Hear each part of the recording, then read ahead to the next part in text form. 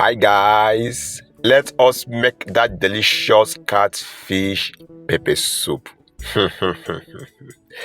Yes, in case if this is your first time to see my channel, this channel is all about how to eat any kind of food and how to prepare it. Now we are making catfish pepper soup. These are all the ingredients which I am using to make this. Follow me to the end to see how this come to reality. This is professional way to wash it and professional way to cook it. After watching this video, if you find it helpful, please do well to give me a thumb like. If you want to get details how to wash this catfish pepper soup professionally, check description or see it up here. Alright? Yes. Now we are done washing our catfish pepper soup. We are putting it in the pot.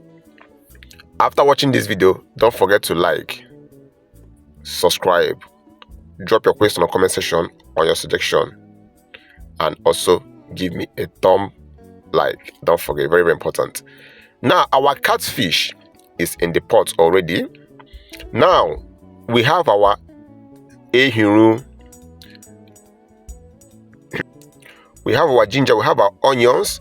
I will put the names of this thing in description box, all right, so that we get names in details. Now we adding our salt first, then we add our thing. They call it saying oyoyo. I will put the name on the description. This is our order, all right. You can do well to put your order like this, because if you pound it, it will be bitter. We put our pepper. As I said earlier, you can always ask your question on comment section. This is ehuru, all right, ehuru. After roasting it, we pound it. We can roast it. If you don't have firewood, put it in the fry pan and fry it. This is our ginger and our garlic, all right. Yes, very, very important. We add our seasoning cube.